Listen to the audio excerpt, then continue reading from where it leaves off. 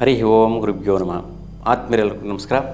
ಆತ್ಮೀಯರೇ, ನಾವೀಗ 2025 ಜುಲೈ ತಿಂಗಳಲ್ಲಿ ಕನ್ಯಾ ರಾಶಿಯವರಿಗೆ ಈ ತಿಂಗಳ ಪೂರ್ತಿ ಗ್ರಹಗಳ ಒಂದು ಚಲನೆ ಬದಲಾವಣೆಯಿಂದ ಏನೆಲ್ಲ ಪ್ರತಿಫಲಗಳನ್ನು ಪಡೆಯುವಂತಹ ಅವಕಾಶ ಇದೆ ಅನ್ನುವಂಥ ವಿಚಾರನ ನಾವೀಗ ತಿಳಿಯೋಣ.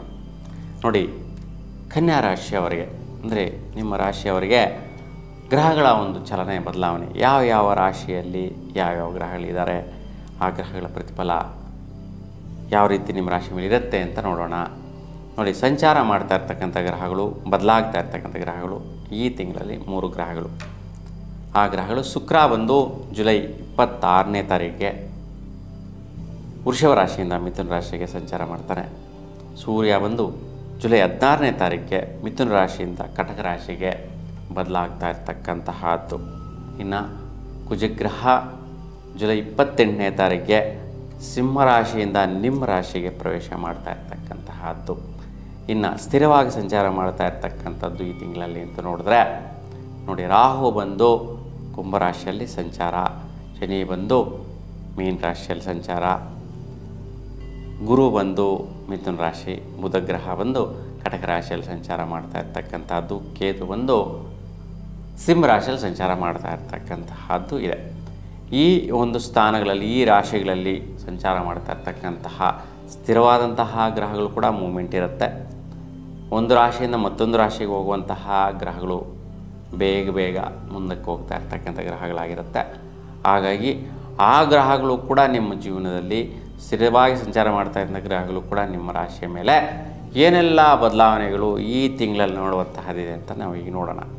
ನೋಡಿ, ನಿಮ್ಮ ರಾಶಿಯವರಿಗೆ ಬಹುಮುಖ್ಯವಾಗಿ ವಿಶೇಷವಾಗಿ ವೃತ್ತಿಯಲ್ಲಿ ಬದಲಾವಣೆ, ಅಂದರೆ ವೃತ್ತಿಯಲ್ಲಿ ತುಂಬಾ ಅವಕಾಶಗಳು, ಅನುಕೂಲಗಳು ಸಿಕ್ಕಿರುತ್ತೆ. ಅಂದರೆ ಈ ಹಿಂದೆ ಜೂನ್ ತಿಂಗಳಲ್ಲಿ ಕೂಡ ನಿಮಗೆ ಬದಲಾವಣೆ ಬಂದಿದೆ. ಭೂಮಿ ವ್ಯವಹಾರ, ವ್ಯಾಪಾರ ವಹಿವಾಟುಗಳು ಅಥವಾ ಬಿಲ್ಡರ್ಸ್ಗೆ ವಿಶೇಷವಾಗಿ ಒಳ್ಳೊಳ್ಳೆ ಪ್ರಾಜೆಕ್ಟ್ಗಳು ಸಿಕ್ಕಿರ್ತಕ್ಕಂತಹದ್ದು ಅಂತಲೇ ಹೇಳ್ಬೋದು. ಮತ್ತು ಕೆಲಸ ಕಾರ್ಯಗಳು ನಿರ್ವಹಿಸ್ತಾ ಇರ್ತಕ್ಕಂಥವ್ರಿಗೆ, ಸರ್ಕಾರಿ ವೃತ್ತಿಯೋಗದಲ್ಲಿರ್ತಕ್ಕಂಥವ್ರಿಗೆ ಒಳ್ಳೆಯ ರೀತಿಯ ಬಡ್ತಿ ಸಿಕ್ಕಿರ್ತಕ್ಕಂತಹದ್ದು ಅವಕಾಶಗಳು ಸಿಗುತ್ತೆ. ಅದು ಕೂಡ ಜುಲೈ 16ರವರೆಗೂ ಈ ರೀತಿಯ ಅವಕಾಶಗಳು ಚೆನ್ನಾಗಿ ಸಿಗುತ್ತೆ.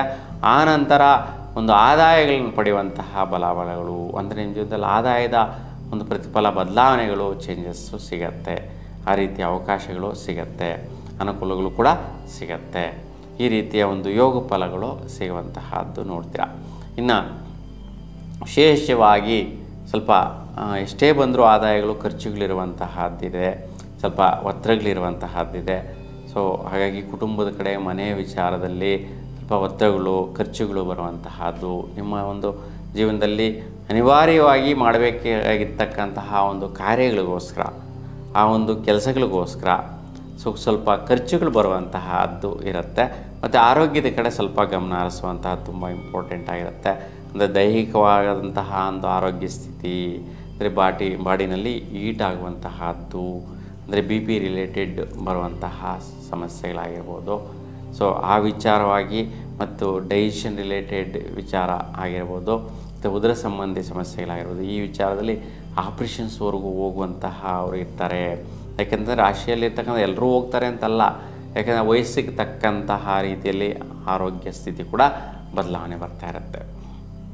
ಯಾರ ಜಾತಕದಲ್ಲಿ ಒಂದು ಸರ್ಪದೋಷ ಇದೆ, ಸರ್ಪ ಸಂಸ್ಕಾರ ದೋಷ ಇದೆ, ಅಥವಾ ಕಾಲಸರ್ಪ ದೋಷ ಇದೆ, ಅಂತಹವರಿಗೆ ಖಂಡಿತವಾಗಿಯೂ ಕೂಡ ಹಾಸ್ಪಿಟಲ್ ಟ್ರೀಟ್ಮೆಂಟ್ ತಗೊಳ್ಳುವಂತಹ ಸಾಧ್ಯತೆಗಳು ಜಾಸ್ತಿ ಬರುತ್ತೆ ಈ ಒಂದು ತಿಂಗಳಲ್ಲಿ.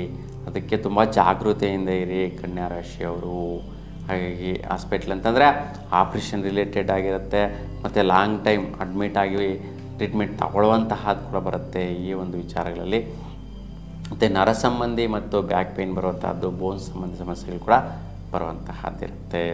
ವಿಶೇಷವಾಗಿ ಮುಖ್ಯವಾಗಿ ನಿಮ್ಮ ಒಂದು ವೈಯಕ್ತಿಕವಾದಂತಹ ಒಂದು ವೃತ್ತಿ ಆಗಿರ್ಬೋದು, ಉದ್ಯೋಗ ಆಗಿರ್ಬೋದು, ವ್ಯಾಪಾರ ವ್ಯವಹಾರ ವಹಿವಾಟುಗಳು ಮಾಡ್ತಾ ಇರ್ತಕ್ಕಂಥವ್ರು ಈ ತಿಂಗಳಲ್ಲಿ ತುಂಬ ಶುಭದಾಯಕವಾದಂಥ ಆದಾಯ ಫಲಗಳು ಅಂತ ಹೇಳ್ಬೋದು. ನಿಮ್ಮ ಮನಸ್ಸಿಗೆ ಇಷ್ಟ ಆಗೋ ರೀತಿಯಲ್ಲಿ ಆದಾಯಗಳನ್ನು ಗಳಿಸುವಂಥ ಸ್ಥಿತಿಗಳು ಈ ತಿಂಗಳಲ್ಲಿ ಇದೆ.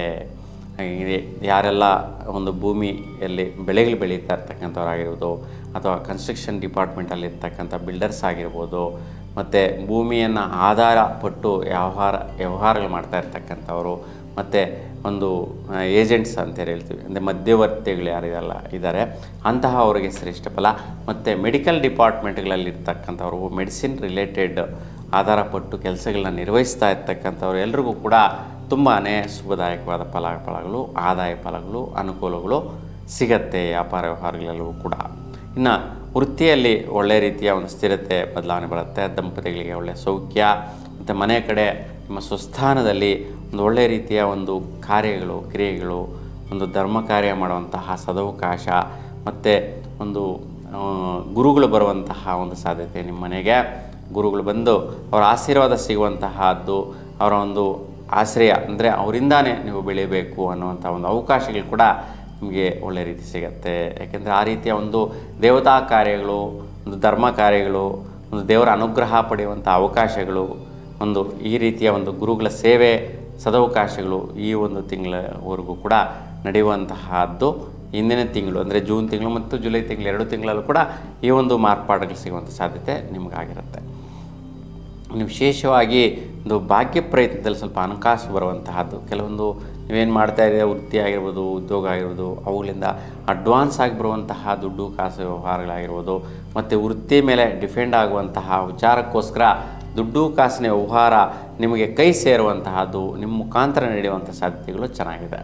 ಆ ವಿಚಾರದಲ್ಲಿ ಇನ್ನಷ್ಟು ಬದಲಾವಣೆ ಬರುವಂತಹದ್ದು ಅಂದರೆ ಜುಲೈ 26 ನಂತರ ವಿಶೇಷವಾಗಿ ವೃತ್ತಿಯಲ್ಲಿ ಸ್ಥಿರತೆ, ಬದಲಾವಣೆ, ಶ್ರೇಷ್ಠತೆ, ಒಳ್ಳೆಯ ರೀತಿಯ ಕೆಲಸ ಕಾರ್ಯಗಳು ಸಕ್ರಮವಾಗಿ ನಡೆಯುತ್ತೆ. ಇನ್ನು ವಿದ್ಯಾರ್ಥಿಗಳಿಗೆ ಮತ್ತು ಮಿತ್ರರ ವಿಚಾರದಲ್ಲಿ ಸ್ವಲ್ಪ ಒಂದು ದೀರ್ಘಕಾಲಿಕವಾದಂಥ ಪ್ರತಿಫಲಗಳು ಪಡೆಯುವಂತಹದ್ದು. ದಂಪತಿಗಳಿಗೂ ಕೂಡ ಒಂದು ಆಲೋಚನೆ ಇರ್ತಕ್ಕಂಥಂದರೆ ಮನೋಸಂಕಲ್ಪಗಳು ಏನೆಲ್ಲ ಇದೆ ಅವೆಲ್ಲವೂ ಕೂಡ ಈಡೇರಿಸಿಕೊಳ್ಳುವಂತಹ ಸ್ಥಿತಿ ಇದೆ.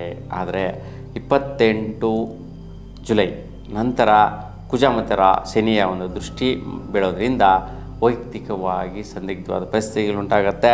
ಒಂದು ದಂಪತ್ಯದಲ್ಲಿ ಅಂದರೆ ಗಂಡ ಹೆಂಡತಿ ಮಧ್ಯೆ ಕೆಲವೊಂದು ಕಾರಣಗಳಿಗೋಸ್ಕರ, ಕ್ಷುಲ್ಲಕವಾದಂತಹ ಕಾರಣಗಳಿಗೋಸ್ಕರ ಸ್ವಲ್ಪ ಗಲಾಟೆ ಬರುವಂತಹದ್ದು, ಟೆನ್ಷನ್ಸ್ಗಳು ಬರುವಂತಹದ್ದು, ಹೊಡೆದಾಟ ಬಡದಾಟ ಉಂಟಾಗುವಂತಹದ್ದು, ಅಂದರೆ ಸ್ವಲ್ಪ ವ್ಯಾಜ್ಯಗಳು ಉಂಟಾಗುವಂಥ ಸಾಧ್ಯತೆಗಳು ಈ ಸಮಯದಲ್ಲಿ ಬರುವಂತಹದ್ದಿರುತ್ತೆ. ಅಂದರೆ ಯಾವುದೋ ಒಂದು ವಿಚಾರ ಆಗಿರ್ಬೋದು, ಬೇರೆಯವರು ತಿಳಿಸಿರೋ ವಿಚಾರ ಆಗಿರ್ಬೋದು, ಯಾವುದೋ ಒಂದು ಕ್ರಿಯೆ ಕರ್ಮಗಳ ವಿಚಾರ ಆಗಿರ್ಬೋದು, ಆ ವಿಷಯದಲ್ಲಿ ಸ್ವಲ್ಪ ರಾದ್ದಾಂತಗಳು ಮಾಡ್ಕೊಳ್ಳೋವಂಥ ಸ್ಥಿತಿಲಿ ಬರುತ್ತೆ.